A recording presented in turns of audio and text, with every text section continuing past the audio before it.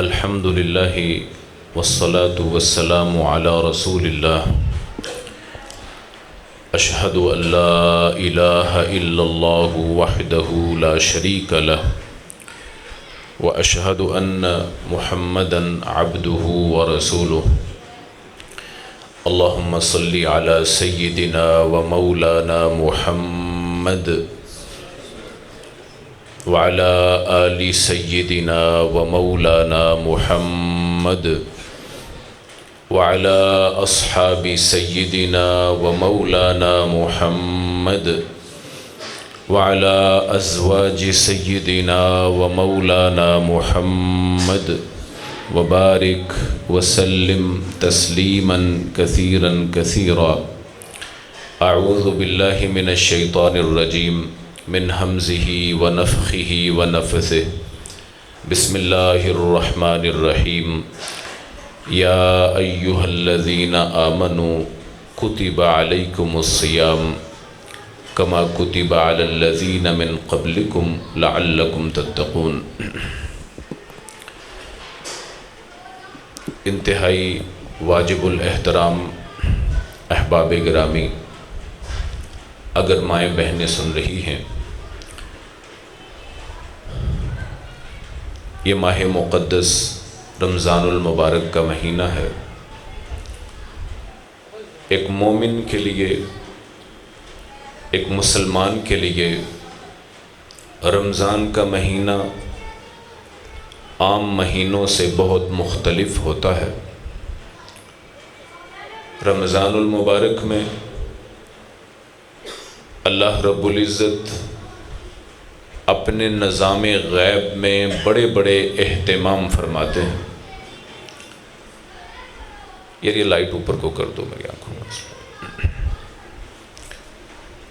رمضان المبارک میں اللہ رب العزت شیطان کو بند کر دے. بھائی توجہ کیجئے گا، اب میری طرف دیکھیں. اللہ تعالی، یہ اصل میں ایک قیمتی وقت ہے جس سے ہم نے مل کر فائدہ اٹھانا ہے. آپ سے بھی درخواست ہے کہ تعاون کیجیے گا. اللہ رب العزت ہمیں کوئی دین کی بات سمجھنے کی توفیق عطا فرمائے. مالک الملک نے رمضان کے آغاز میں جہنم کے دروازے بند کر دیے، جنت کے دروازے کھول دیے. کیوں جی؟ سب کا ایمان ہے الحمدللہ. اللہ تعالیٰ نے شیطان کو بند کر دیا. اتنا شاندار، اتنا مبارک مہینہ ہے کہ اس میں اللہ رب العزت نے ایک نیکی کو 70-700 گنا اور پھر کئی ہزار گنا تک واللہ یضاعف لمن یشاء، اس ماہ مبارک میں بہت بڑھا دیا ہے نیکیوں کو. اور پھر اس رمضان میں، اس ماہ مقدس میں اللہ رب العزت ایک عمرے کا ثواب حج کے برابر فرما دیتے. صادق المصدوق الامین نے فرمایا ہے کہ رمضان المبارک میں ہر افطار کے موقع پر اللہ رب العزت نام لے لے کر لوگوں کو جہنم سے آزاد کرتا ہے.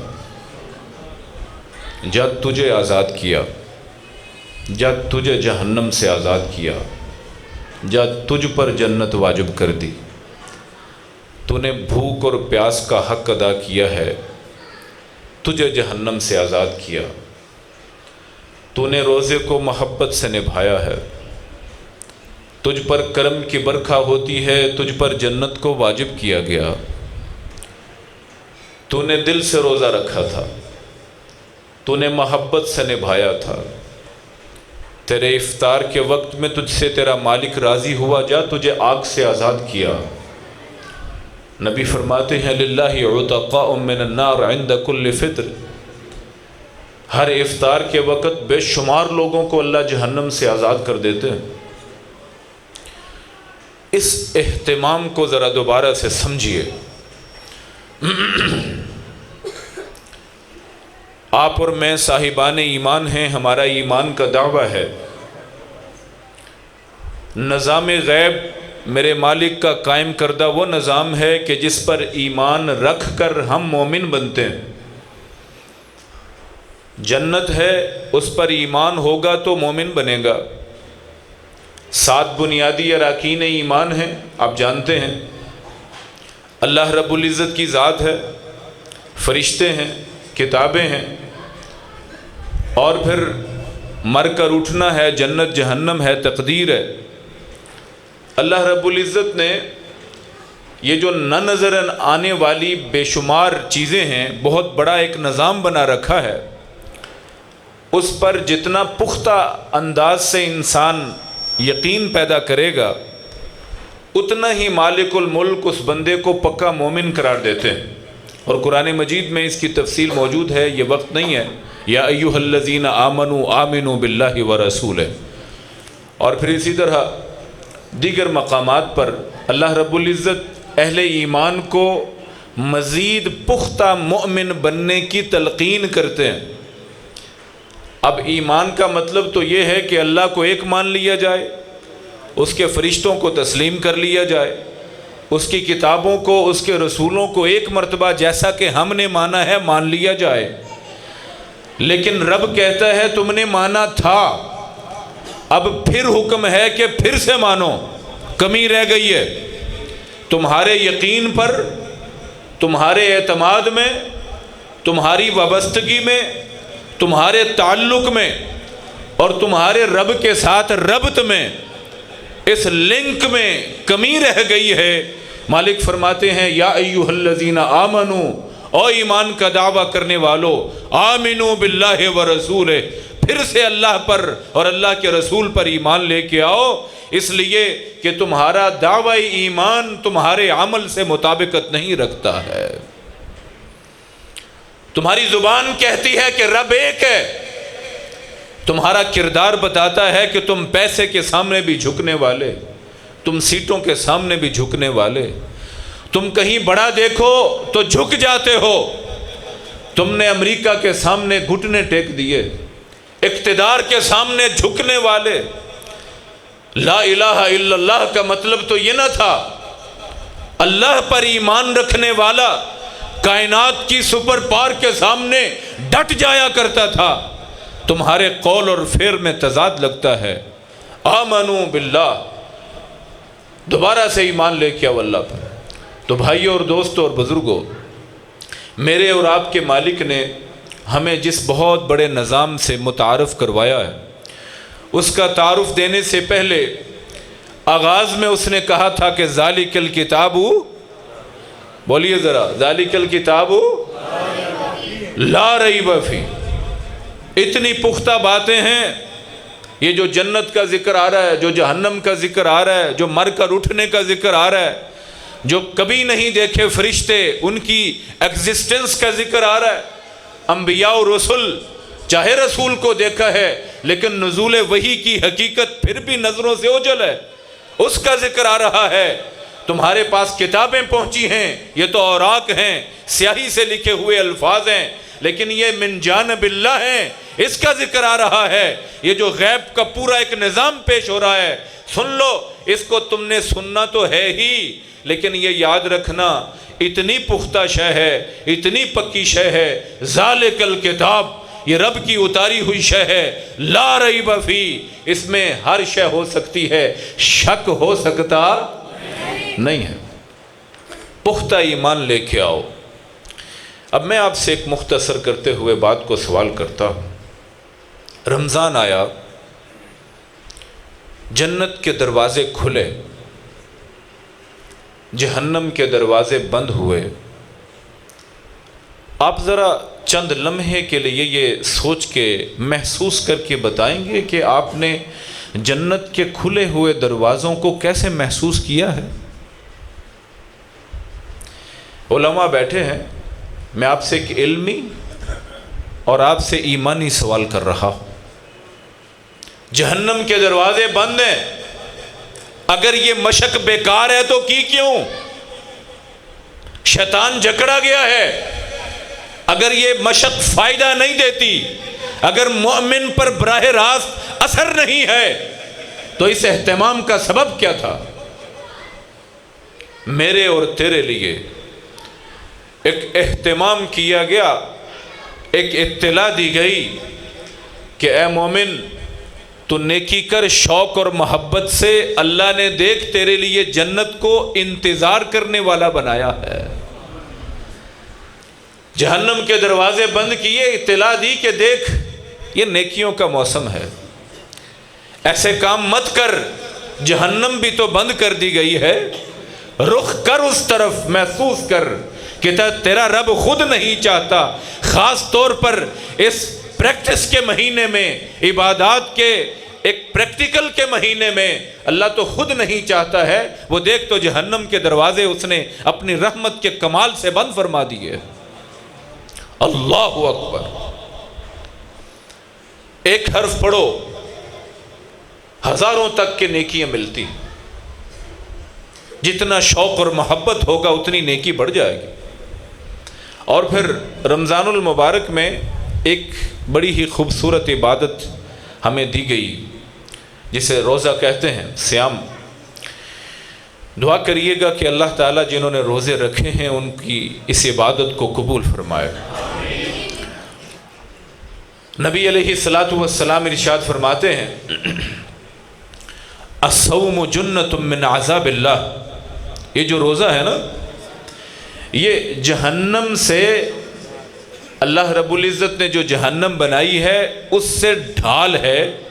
جیسے جنگ میں وار کو روکنے کے لیے، کسی دشمن کے اٹیک کو روکنے کے لیے آگے ڈھال کر دی جاتی ہے، بالکل اسی طرح جہنم سے، جہنم کی آگ اور تپش سے ایک مومن کو بچانے کے لیے یہ روزہ قیامت کے دن ڈھال بن کر بندے اور جہنم کے درمیان کھڑا ہو جائے گا۔ نبی فرماتے ہیں، الصیام والقرآن یشفعان للعبد یوم القیامہ، یہ صرف ڈھال نہیں بنے گا بلکہ مجسم شکل میں بندے کا ہاتھ پکڑے گا، روزہ اللہ کے دربار میں جا کر، حدیث مبارکہ میں آتا ہے، رب سے بحث کرے گا، اے ربی انی منعتہ الطعام والشہوات بالنہار، اے میرے رب میں نے دن کے وقت اس کو کھانے سے روکا، تو نے حرام سے روکا تھا، میں نے حلال سے بھی روک دیا، میں نے اس کو شہوات سے روک دیا، فشفعنی فیہ، میں گواہ ہوں کہ اس نے جہاں حلال و حرام کو ترک کیا روزے کے دورانیے میں، اللہ وہاں پر تیرے ایک ایک حکم کو پورا کر کے میری حفاظت کی تھی، میں آج سفارشی بن کے آیا ہوں۔ رسول اللہ فرماتے ہیں جب تک بندے کو وہ روزہ بخشوا نہیں لیتا وہ اللہ کے دربار سے قدم نہیں اٹھائے گا۔ میرے اور آپ کے نبی فرماتے ہیں، آقا علیہ الصلاۃ والسلام فرماتے ہیں کہ ایک روزے دار کے لیے سارے روزے کے دورانیے میں ثلاثۃ لا ترد، تین بندوں کی دعا رد نہیں ہوتی، ان میں سے ایک کیا ہے؟ فرمایا الصائم حتی یفطر، روزے دار کی دعا کو رب رد نہیں کرتا، فرمایا جب سے روزہ رکھا ہے اور جب روزہ اس نے کھول دینا ہے اس وقت تک خلوص سے، اخلاص کے ساتھ تقاضے بقیہ پورا کرتا ہوا اللہ سے دل سے دعا کرتا ہے، اللہ روزے دار کی دعا کو کبھی رد نہیں فرماتا ہے۔ اتنے اہتمام، اتنے اہتمام۔ اور پھر یہاں میں یہ عرض کر دوں بھائیوں، بزرگوں اور دوستوں، ہر شے کا ایک مقصد ہوتا ہے۔ روزے کا شوق دلانے کے لیے، روزے کے قریب کرنے کے لیے رمضان کے اتنے اہتمامات۔ اب رمضان اور صیام یعنی روزہ، اگر ان دونوں کا مقصد، پنکھا ہے نا، پنکھا، اس کا ایک مقصد ہے ہوا دینا۔ پنکھے کا مقصد کیا ہے بھائی؟ ہوا دینا۔ جو پنکھا ہوا نہ دے، جتنا مرضی فینسی اور قیمتی ہو ہم اتار دیتے ہیں، ریپیئر نہ ہوتا ہو ہم کیا کرتے ہیں بھائی؟ ریپلیس کر دیتے ہیں۔ ہر شے کا ایک، گاڑی کا ایک مقصد ہے، آپ کے ہاں گھڑی کا ایک مقصد ہے، ہر شے کا، لباس کا ایک مقصد ہے، ہر شے کا ایک مقصد ہوتا ہے۔ روزے کا، صیام کا اور اس ماہ رمضان کا ایک مقصد ہے، اور وہ کیا ہے؟ لعلکم تتقون، تقوی۔ یہ بڑی توجہ طلب بات ہے، طالب علمانہ انداز میں سمجھیے گا۔ خطاب میرے بڑے ہی پیارے بھائی، میرے دل کے انتہائی قریب ساتھی اور ہمارے شیخوپورہ کا ایک خوبصورت نام مولانا عبداللہ ساجد صاحب، اللہ تعالیٰ ان کو حیاتی نصیب فرمائے، ان کی کاوشوں میں اللہ برکتیں عطا فرمائے۔ ابھی آپ نے خطاب ان کا سن لیا ہے، میں بس آپ سے کچھ گفتگو کرنا چاہتا ہوں۔ بھائیوں بزرگوں، تقوی ہدف ہے روزوں کا، تقوی ہدف ہے رمضان کا، تقوی میری آپ کی رمضان کی ڈیسٹینیشن ہے، یہاں پہنچنا ہے، یہ مقام اور جوہر ہے جس کا حصول لازم ہے۔ اس کے بغیر روزے بیکار، اس کے بغیر رمضان خالی، اس کے بغیر فائدہ نہیں اٹھایا، رب کے سارے پیکج خالی، رب کے جتنے بھی عطا کردہ نوازش کردہ جتنے بھی پیکجز تھے اس سے فائدہ نہیں اٹھایا اس شخص نے جس نے تقوی کا حصول ممکن نہ بنایا ہو۔ اور تقوی کیا ہے؟ خل الذنوب صغیرہا و کبیرہا ذاک التقیٰ، اپنی زندگی کے بڑے بڑے گناہوں کی فہرست بناؤ اور پھر زندگی کے چھوٹے چھوٹے گناہوں کی فہرست بناؤ۔ پہلے بڑے گناہوں کو چن چن کر رب سے بحث کر کے اس کے آمنے گڑ گڑا کے اس کے سامنے رو رو کر اللہ سے وہ بڑے بڑے گناہ معاف کرواؤ، دل کو تسکین مل جائے، میں معافی مانگ چکا، میری توبہ قبول ہو چکی۔ پھر چھوٹے گناہوں پر آ جاؤ، ان کو گناہ سمجھو، ان پر شرمندہ ہو جاؤ، ان پر معافی چاہو، اسے کہتے ہیں مقام تقوی۔ یہ آپ کے اور میرے گزشتہ تمام روزوں پر اللہ رب العزت نے کہا، ہدف یہ تھا پہلا روزہ تقوی دیتا، دوسرا روزہ تقوی دیتا، اور بھائی 10 گزر گئے، 20 ہونے کو ہیں۔ سوال یہ ہے کہ جوہر نصیب ہوا ہے یا نہیں ہوا؟ گاڑی سفر کے قابل نہ رہی، بدل دی، روزہ تقوی نہیں دے سکا ہے تو وہ روزہ ہی ہے۔ نہیں بھائی، دھوکے میں مت رہنا۔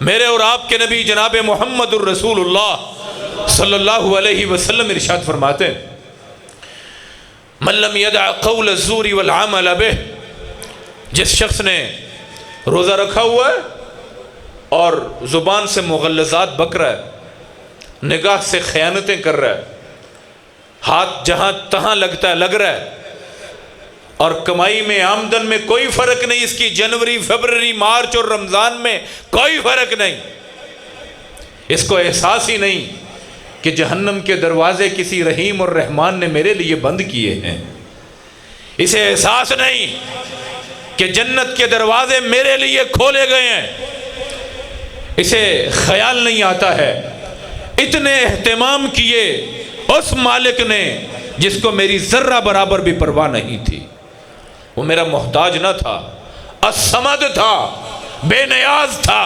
اس نے پھر بھی اس قطرہ نیساں کو، اس اپنی بنائی ہوئی ادنا سی مخلوق کو نوازنے کے لیے اتنا شاندار موسم دیا، اتنا خوبصورت اہتمام کیا۔ اب یہ بندہ کیا کرتا ہے؟ یہ پورے کا پورا رمضان، ابھی پونا رمضان ہو گیا بھائیوں، اب آپ غور کیجئے میرا اور آپ کا رمضان کیسا گزرا۔ ایک جملے پر فیصلہ آپ کا، ہمارا فیصلہ۔ کیوں بھائی؟ موت برحق ہے کہ نہیں ہے؟ مرنا سارے ہیں بھائی، کیوں جی مرنا ہے کہ نہیں ہے؟ مرنا۔ اللہ تعالیٰ ایمان کی موت نصیب فرمائے، اللہ رب العزت خیر کی اور دین پر موت عطا فرمائے۔ عزیزو، ٹیسٹر لگانے لگاؤں، ٹیسٹر، یہ چیک کرنے کے لیے کہ گزرا ہوا یہ رمضان، یہ گزشتہ ایام گزرے، اس میں روزے بھی رکھے ہیں، اس میں قیام بھی کیا ہے، اس میں خیرات بھی کی ہے، اذکار بھی کیے ہیں، قرآن بھی پڑھا ہے، سب کچھ کیا ہے، سر پہ ٹوپی بھی آ گئی، مسجدیں بھی بھر گئیں، لیکن اے مسلمان تجھ سے ایک سوال، اگر اسی لمحے موت آ جائے، کیا یہ 20 روزے تجھے بخشوانے کے لیے تو سمجھتا ہے کہ کافی ہوں گے؟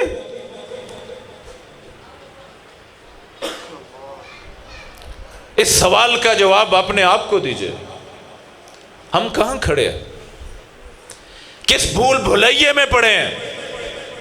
میرے پاس اتنا پیارا موسم آئے، اتنا شاندار مہمان آئے اور اس کی قدر نہ کروں؟ آپ کو وہ حدیث مبارکہ تو یاد ہوگی، علماء کرام سے سنی ہوگی۔ رسول اللہ صلی اللہ علیہ وسلم رمضان المبارک کے مہینے کی بابت فرماتے ہیں، ممبر پر چڑھتے ہوئے آمین کہا خلاف معمول 3 مرتبہ۔ صحابہ کرام سوال کرتے ہیں اللہ کے رسول آج آمین آمین آمین تینوں سیڑھیوں پر فرمایا ہے۔ فرمایا کہ میرے پاس جبریل آئے، انہوں نے پہلی سیڑھی پر کہا اے اللہ کے رسول جن کی زندگی میں ماں باپ مل جائیں اور وہ اولاد اپنے ماں باپ کی خدمت کر کے جنت کو واجب نہ کروا لے، اس بندے کو رب نے اپنی نظر رحمت سے ہمیشہ کے لیے دور فرما دیا ہے۔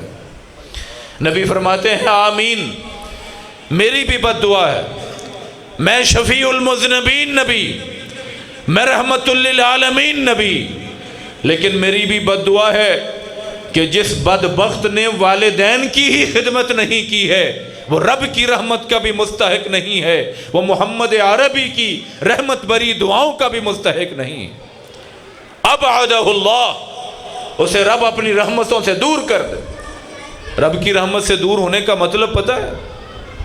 آپ سب جانتے ہیں کہ بخشش اسی کی رحمت پر منحصر ہے۔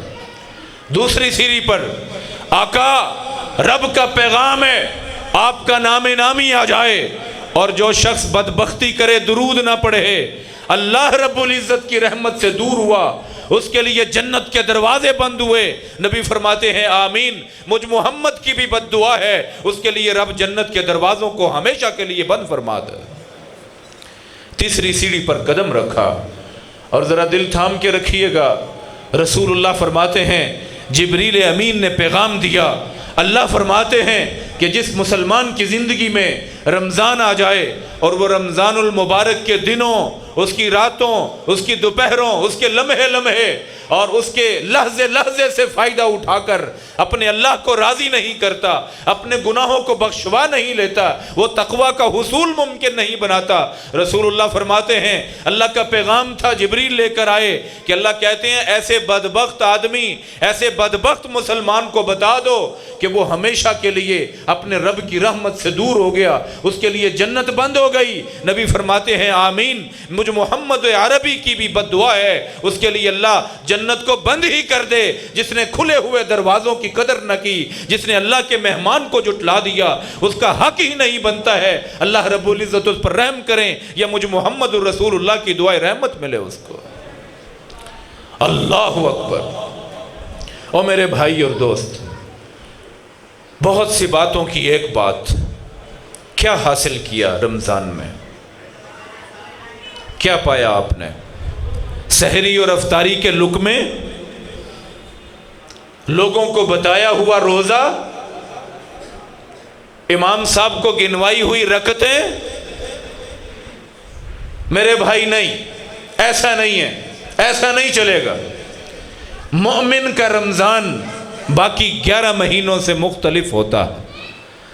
حضرت محمد الرسول اللہ اونچی آواز سے ذرا صلی اللہ علیہ وعلی آلہ وصحبہ وسلم، آپ کا رمضان، اپنا رمضان عام ایام سے بڑا مختلف ہوتا ہے۔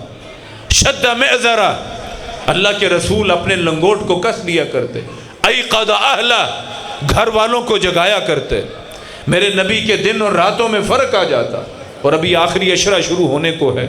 بھائیوں، دوستوں اور بزرگوں، رمضان المبارک کے جو دن گزر چکے، اب جو ایام باقی ہیں اللہ کا واسطہ ہے ان کی قدر کیجئے۔ ہم مومن ہیں اور ہمارے ساتھ مل کر کام کرنے والے کسی مسیحی آدمی کے رمضان کے بارے میں کنسیپٹ میں فرق ہونا چاہیے۔